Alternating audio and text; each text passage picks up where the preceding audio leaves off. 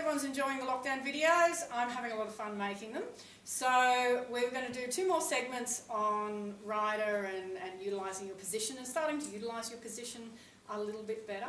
So I'm going to break down 2 segments. I'm going to do one on sitting trot, how to develop it, how to improve your seat, how to use it better, and why we do it, why I do it the way I do. And again, this is just my version of it. There's thousands of videos out there on doing sitting trot. And then we're going to do another segment looking at the rising trot, using it as a better tool. A lot of riders use rising trot as a way of avoiding sitting and being off the horse's back, which is great, but you can use it as a bit of a tool as well. Okay, so let's have a little quick look at the sitting trot.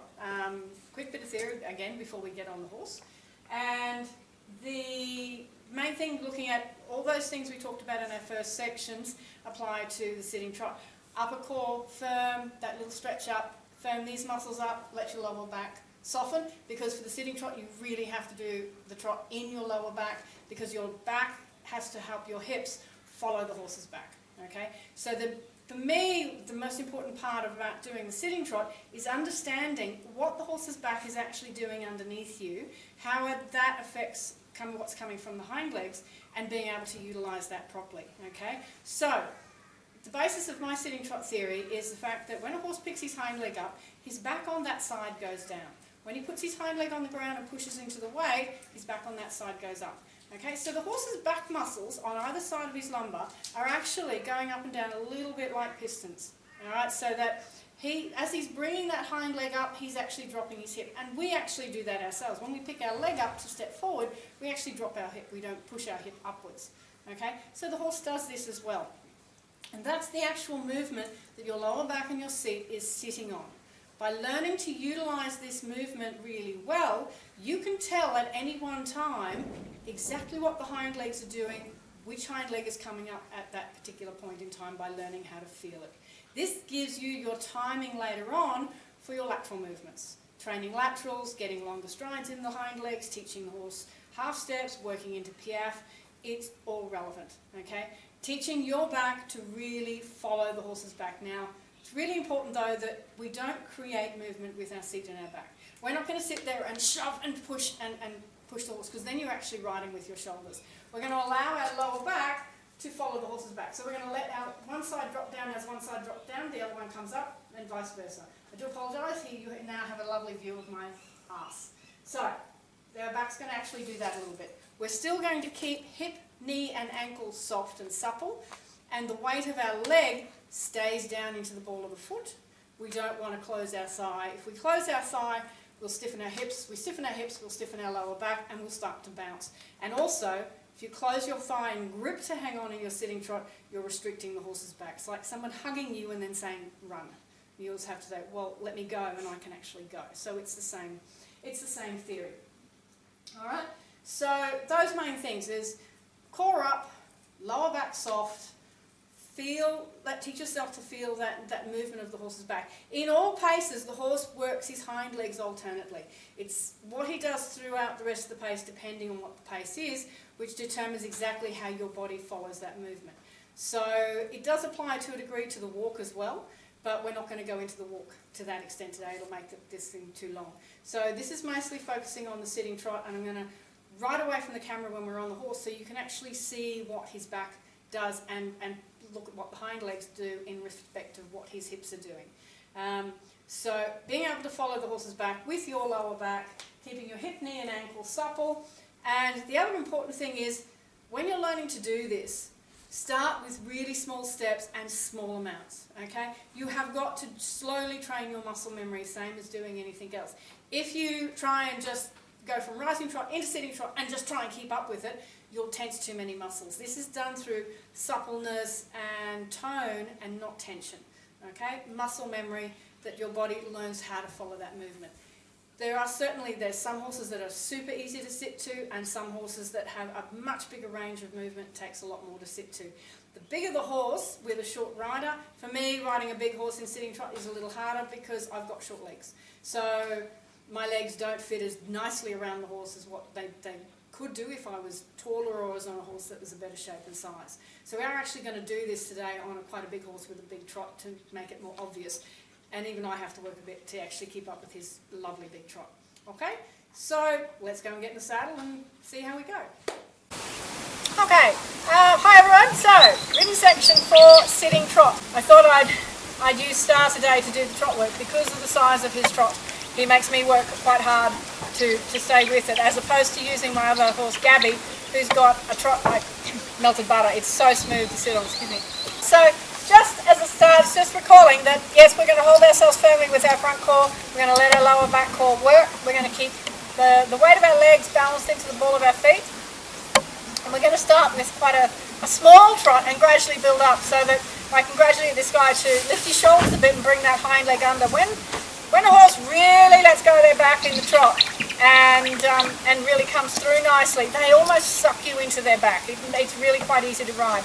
A horse that's a bit stiff in the back, they'll bounce you up. But to actually help improve the horse's trot, first you have to be able to go with the trot no matter the quality. If you can't go with it, you can't work from within it. So we change the pace and we improve things from within. We don't fight with what the horse currently does. We try to go with that first in it to a tempo that we can handle, and then we make small adjustments in getting the horse softer in the back. So we might get time to show a little bit of that with him after we actually show the general position, but we'll see how we go.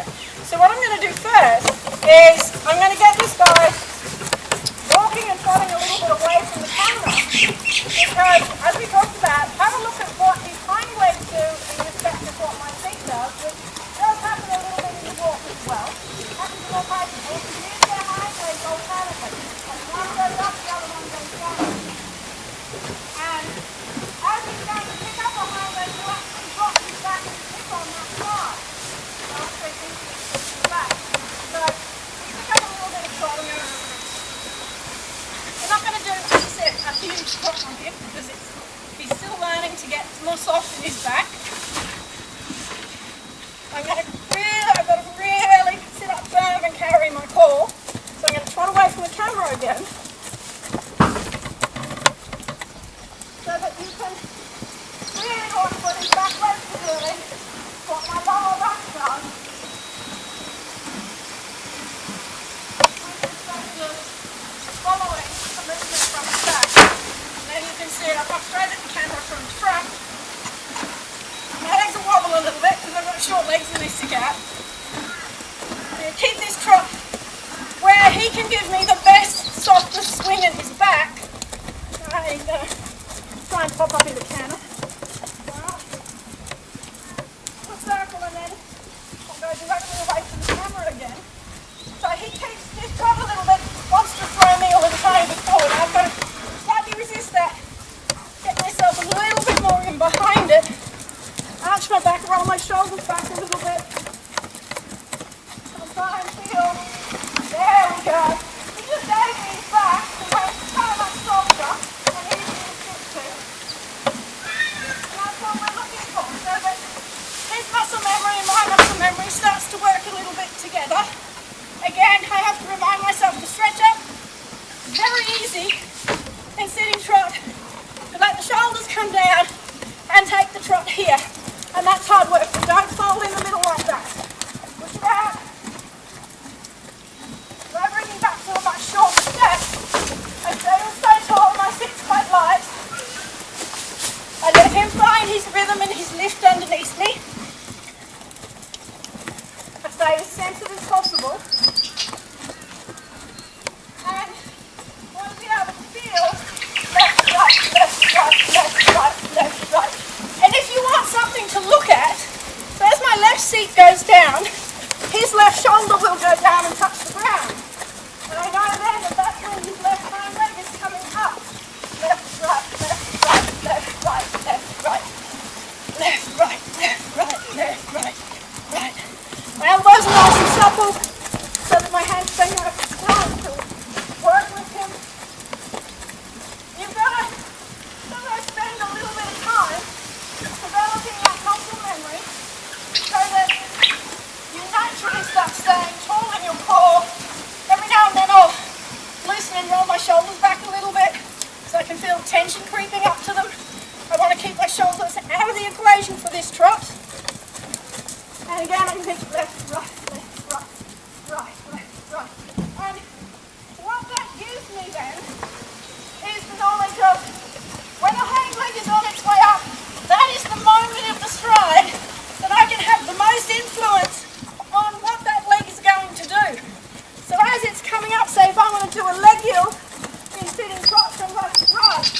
as I feel my left seat down go down, I'm going to say over, over, over, over, over, over, over, over, over.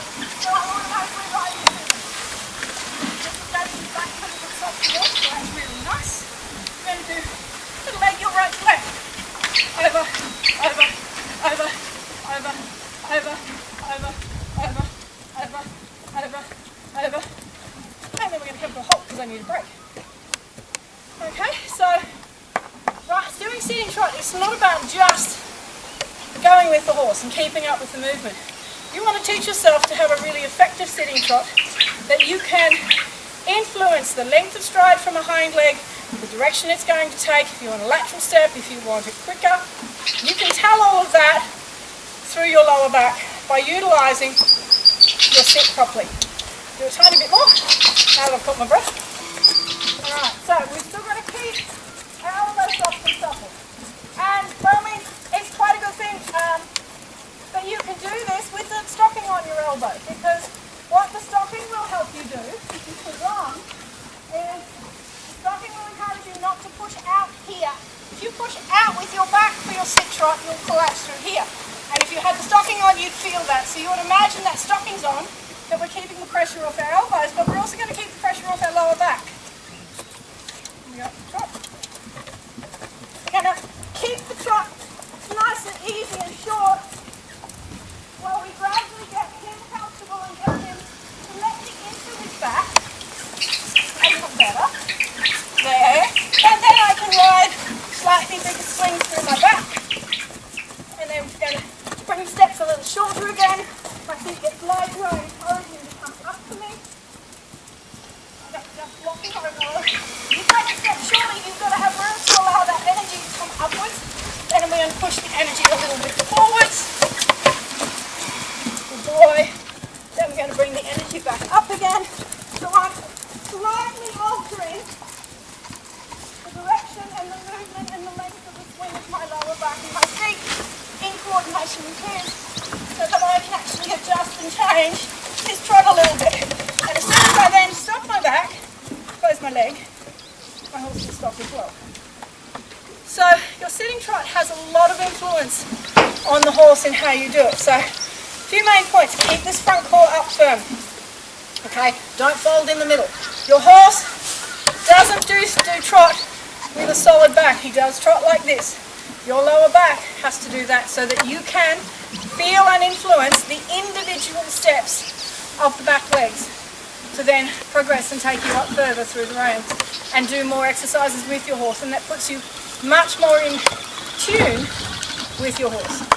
Okay? So, I hope you found that really interesting and helpful, and we look forward to catching up next time. Okay, bye.